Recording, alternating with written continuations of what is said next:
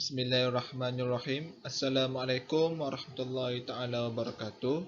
Nama saya Faris Ikhwan bin Fazli yang bernombor matrik A175805. InsyaAllah pada hari ini saya akan membentangkan tajuk sejarah kegemilangan kerajaan Mughal di India. Pertama sekali, pada bahagian pengenalan, kerajaan Mughal adalah sebuah kerajaan yang diasaskan oleh seorang yang berketurunan Timur Leng dari wilayah Asia Tengah pada tahun 1526. Tokoh yang dimaksudkan ialah Zahiruddin Muhammad Babur telah berjaya menewaskan Ibrahim Lodi, iaitu penguasa kerajaan Lodi, dengan bantuan Alam Khan dan Gubernur Lahore. Sistem pemerintahan kerajaan Mughal adalah berbentuk warisan, iaitu setelah pemerintah meninggal dunia, maka waris dari keturunan pemerintah sebelumnya akan menaiki takhta pemerintahan kerajaan Mughal yang baru. Oleh itu dapat dilihat, setelah Babur meninggal dunia, takhta yang ditinggalkan dipegang oleh anak beliau iaitu Humayun sebelum diambil alih oleh Akbar pada tahun 1556 Masihi. Jumlah keseluruhan sultan yang memerintah kerajaan Mughal adalah 29 orang, dengan mencatatkan banyak pencapaian-pencapaian yang menarik bagi setiap pemerintahan. Namun, zaman kegemilangan Mughal telah dikaitkan dengan 6 orang pemerintah Mughal yang sangat hebat dan mempunyai pencapaian yang tersendiri, sekaligus mereka digelar sebagai The Great Emperors of Mughal. Antara nama-nama pemerintah yang dikaitkan dengan zaman kegemilangan kerajaan Mughal termasuk Babur, Humayun, Akbar, Jahangir, Shah Jahan dan juga Aurangzeb. Seterusnya, pada bahagian metodologi kajian, secara keseluruhan bagi kajian ini menggunakan reka bentuk kajian kaedah kualitatif.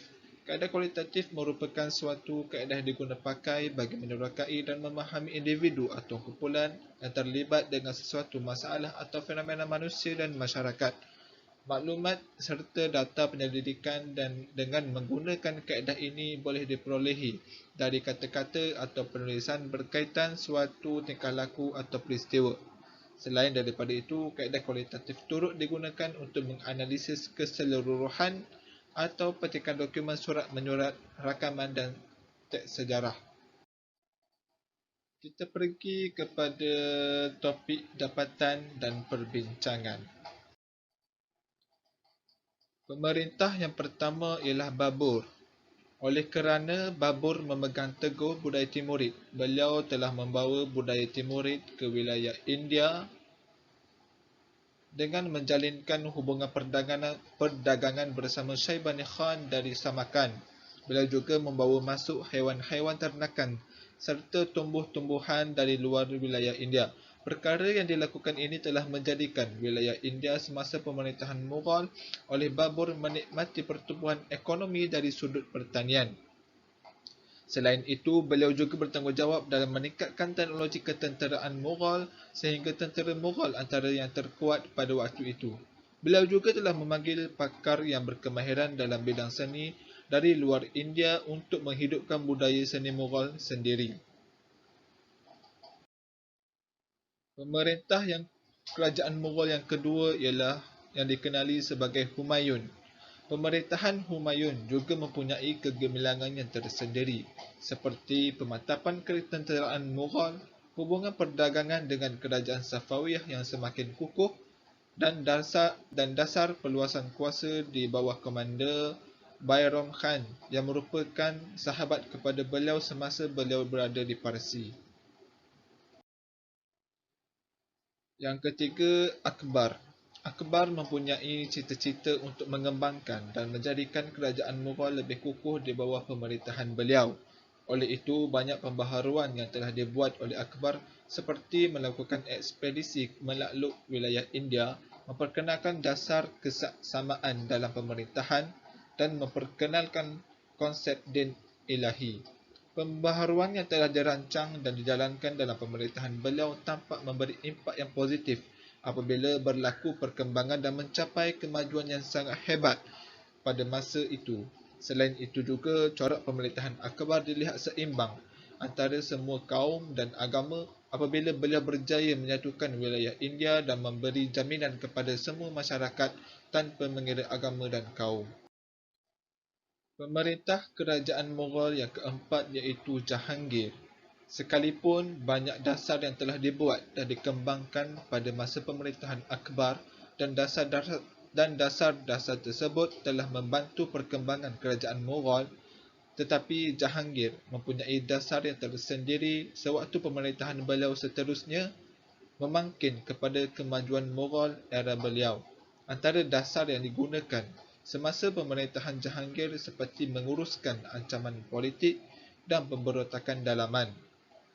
Selain itu juga, beliau memperkenalkan Dustur Al-Amal iaitu 12 peraturan kelakuan dan perintah, dan juga beliau memperkenalkan pembangunan seni serta seni bina kerajaan Mughal. Setelah Shah Jahan menaiki takhta pada tahun 1628 di Agra, banyak sumbangan dalam pemerintahan beliau yang membawa kepada kegemilangan kerajaan Mughal. Perkembangan yang dilakukan turut menyumbang dalam bidang politik, perluasan wilayah, ekonomi, keagamaan dan dalam bidang seni bina di Mughal. Dalam bidang politik, kestabilan politik mampu dicapai semasa pemerintahan beliau kerana para menteri dan gubernur-gubernur wilayah memberikan ketaatan setia kepada Shah Jahan. Dalam aspek seni bina Mughal, Shah Jahan merupakan watak yang sangat penting dalam menyaksikan suatu zaman keemasan bagi seni bina Mughal. Hal berkenaan didorong oleh galakan daripada pihak pemerintah sendiri yang amat mementingkan aspek seni bina sebagai suatu tonjolan terhadap kemegahan kerajaan Mughal. Malah, perancangan setiap projek akan melibatkan golongan pakar seni bina istana dan diperuntukkan dengan jumlah peruntukan yang besar daripada pihak kerajaan sendiri. Segala proses seni bina yang berjalan dipantau sendiri oleh Shah Jahan.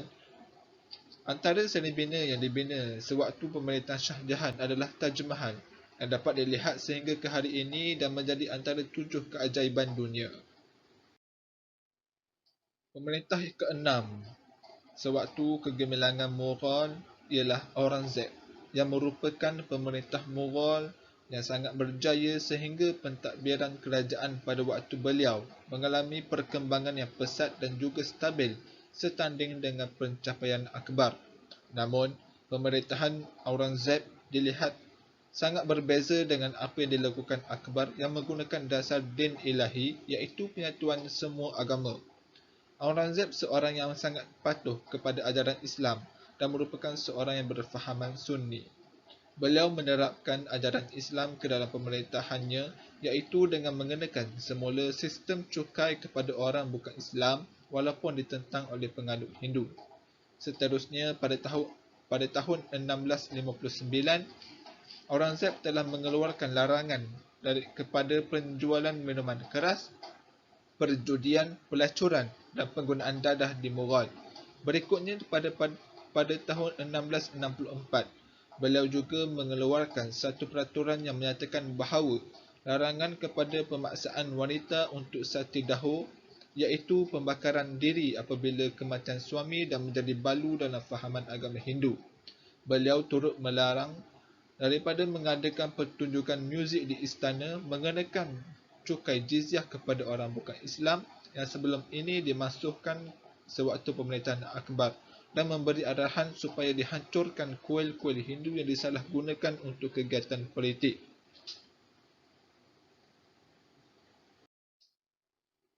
Secara kesimpulannya, kegemilangan yang dikecapi dalam kerajaan Mughal adalah daripada usaha-usaha yang telah dilakukan oleh 6 pemerintah terawal kerajaan. Menerusi analisis yang dilakukan daripada sumber didapati, dapat dinyatakan bahawa dasar pemerintahan kesemua 6 orang pemerintah Mughal tersebut menyumbang kepada kegemilangan Mughal. Wallahu a'lam. Assalamualaikum warahmatullahi taala wabarakatuh.